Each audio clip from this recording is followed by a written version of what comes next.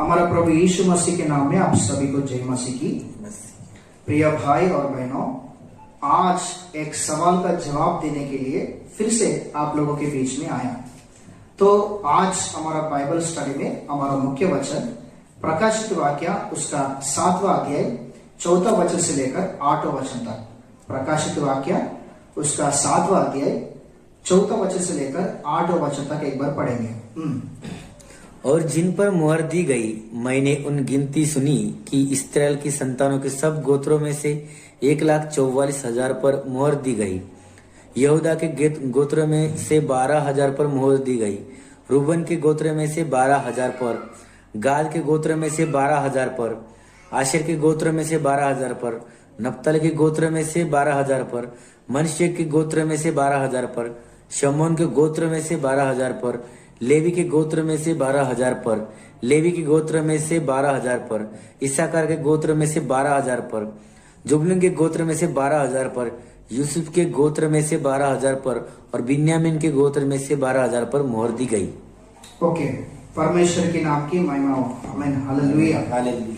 तो प्रियो, यही प्रकाशित वाक्य 7वां अध्याय 4वां वचन से लेकर 8वां वचन तक ये हमारा मुख्य वचन है। यहाँ पर ये प्रकाशित वाक्य के बारे में हम सभी लोग जानता है, भविष्य के बारे में लिखा हुआ किताब है।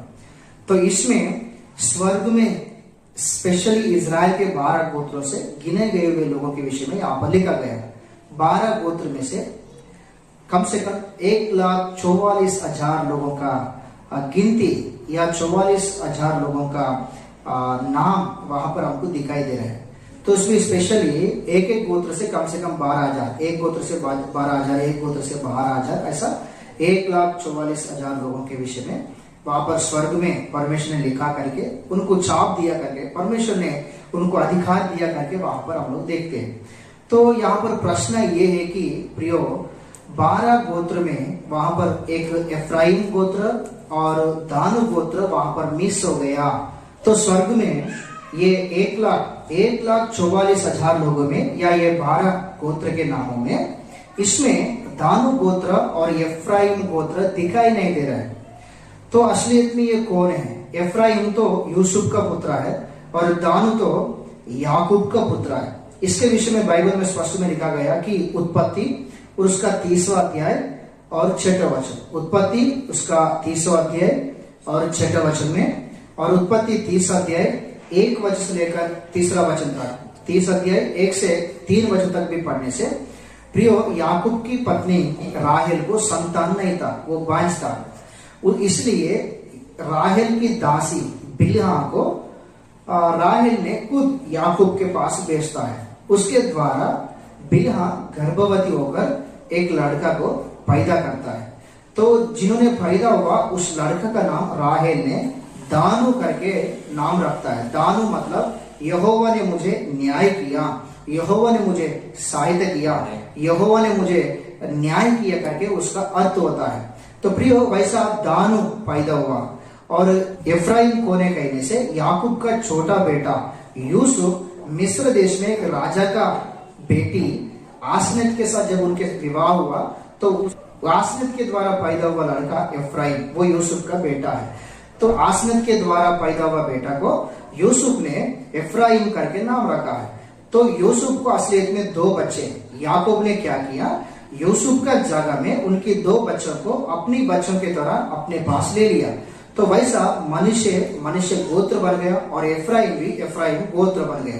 वैसा ये 12 लोगों में और ये 2 लोगों को भी जमा करने से 14 लोग हो गया। ये 14 लोग भी 14 गोत्र से भी वहां पर गिना गया करके परमेश्वर ने याकूब के द्वारा ये 14 लोगों को भी 14 गोत्रों की तरह परमेश्वर ने आशीष दिया करके हम लोग देखते हैं। लेकिन प्रियो, क्या हुआ, इसमें से 2 गोत्र भटक गया, इसमें से 2 गोत्र प्रभु से दूर हो गया, इसमें से 2 गोत्र प्रभु को निंदा किया, इसमें से 2 गोत्र प्रभु को इनकार किया करके हम लोग देखते हैं। इसके कारण स्वर्ग में ओनली 12 गोत्र के लोग दिखाई दे रहे हैं। तो एफ्राइम के जगह में यूसुफ का गोत्र, यूसुफ का नाम दिखाई दे रहा है और दानु के जगह में मनुष्य गोत्र दिखाई दे रहे हैं। तो स्पेशली एफ्राइम बोलने से यूसुफ का बेटा है, वो तो उनको थोड़ा बाजू में रखने से खुद याकूब का बेटा दानु है। दानु राहेल की दासी बिलहा के द्वारा पैदा हुआ लड़का दान, उनको खुद राहेल ने नाम रखा दान, क्योंकि यहोवा ने मुझे न्याय किया करके। तो ये दानु गोत्र वहां पर स्वर्ग में दिखाई नहीं दे रहे। जो वचन हमने पढ़ा प्रकाशित वाक्य 7वां अध्याय 4 वचन से लेकर 8 वचन तक जो वचन हमने पढ़ा, वहां पर 12 गोत्र का नाम दिखाई दे रहे हैं, लेकिन दानु गोत्र का नाम नहीं है, दानु का नाम नहीं है। वहां पर कौन सा नाम है वो भी देखेंगे। वहां पर सबसे पहले यूदा गोत्र, और दूसरा रूबेन गोत्र, और तीसरा गादो गोत्र, और चौथा आशेर गोत्र, और 5वां नप्ताली गोत्र, और 6वां मनश्शे गोत्र, और 7वां शिमयोन गोत्र, और 8वां लेवी गोत्र, और 9वां इस्साकार गोत्र, और 10वां जेबुलून गोत्र, और 11 यूसुफ गोत्र, और 12 बेन्यामीन गोत्र। इसमें एफ्राइम गोत्र नहीं है और इसमें दानु गोत्र नहीं है। स्पेशल क्या है बोलने से दानु गोत्र।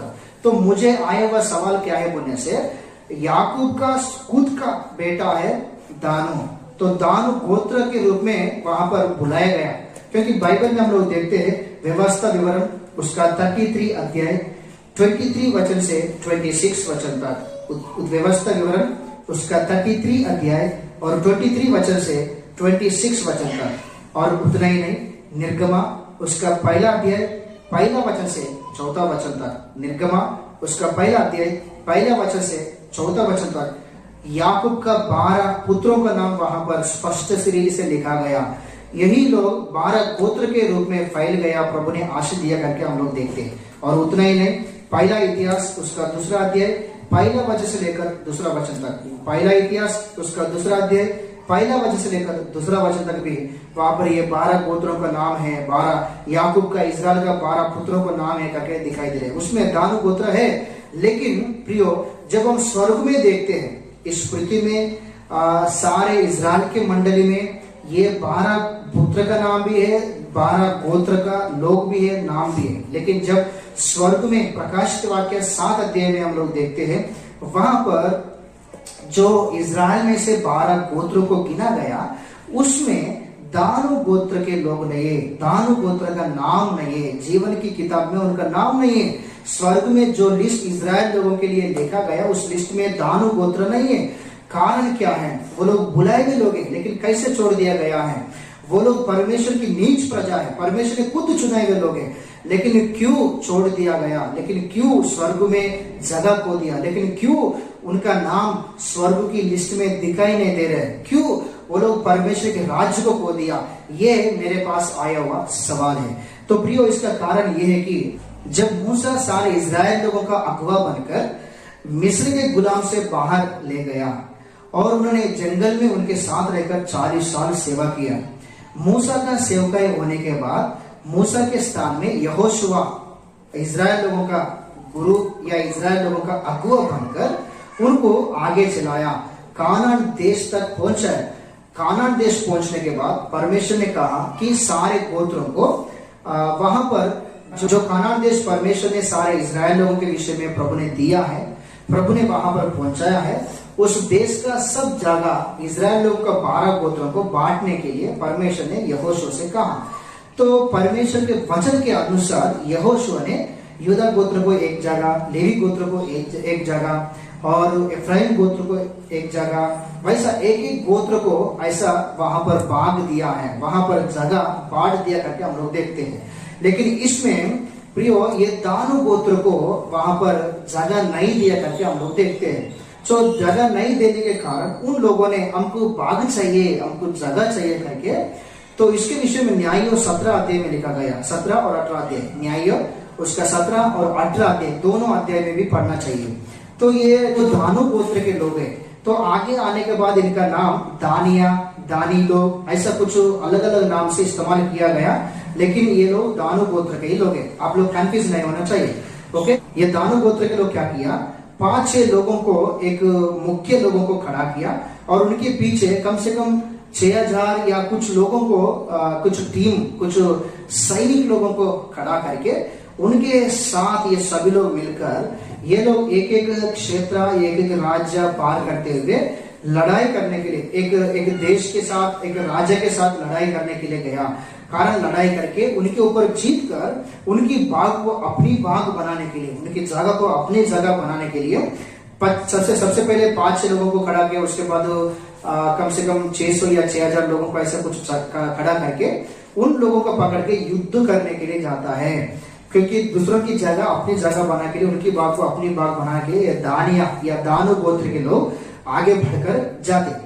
और बाइबल में लिखा गया न्यायियों उसका 17 अध्याय में ऐसे जाते जाते एक मीका नामक एक व्यक्ति दिखाई देता। उन्होंने क्या करता है, मीका उनकी घर में अपनी पत्नी का सोने चांदी निकालकर उसके द्वारा एक मूर्ति बनाता है। उसके द्वारा वो एक मूर्ति बनाकर, और लेवी गोत्र से एक व्यक्ति आता है, एक जवान लड़का आता है कुछ काम करने के लिए, पैसे कमाने के लिए आता है। तो उन्होंने इस मीका को मिलता है। तो फिर ये मीका उनको क्या कहता है, तू हमारे घर में रहो, हमारे पास ही रहो, तो हमारे घर में मेरे लिए, मेरे घर के लिए आपने याजक बनकर तो हमारी सेवा करो करके, हमारे घर में याजक बन के याजक के काम करो करके, हम इतना कपड़े देंगे, हम इतना पैसा देंगे करके उनको बताता है। तो प्रियो क्या हो गया, तो जब ये दानु लोग वहां पर, दानु गोत्र के लोग वहां पर गया ना, तो वो मूर्तियां और ये वहां पे काम करने वाले याजक को भी अपने पास से लेके आता है। तो फिर उसके बाद न्याय उसका 18 अध्याय पहला वचन से हम लोग आगे बढ़ेंगे। तो वहां पर क्या हो गया, एक राज्य के साथ उन्होंने युद्ध करता है, वह उनको हराता है, उनकी जगह को अपनी जगह बनाता है, और वहां पर उस जगह का नाम दानु करके भी उस जगह का नाम लिखता है। तो वहां पर इन्होंने ले गए वो मूर्तियां वहां रखकर, ये सारे लोग मिलकर वहां पर मूर्ति पूजा करता है। और उतना ही नहीं, जो याजक को उनके पास रहकर याजक का काम करने के लिए लेवी गोत्र से एक जवान लड़का उनको ले गया था, उनको उनके बीच में रहकर याजक का काम करने के लिए, और याजक का काम करना है और ले गए हुए मूर्तियों का मूर्ति पूजा करना चाहिए। वैसा ये लोग काम किया करके बाइबल में स्पष्ट रीति से लिखा गया। तो प्रियो, ये लोग स्वर्ग राज्य को खोने का असली कारण ये है, सबसे पहले कारण ये है कि दानु गोत्र के लोग जीवित परमेश्वर को छोड़ दिया।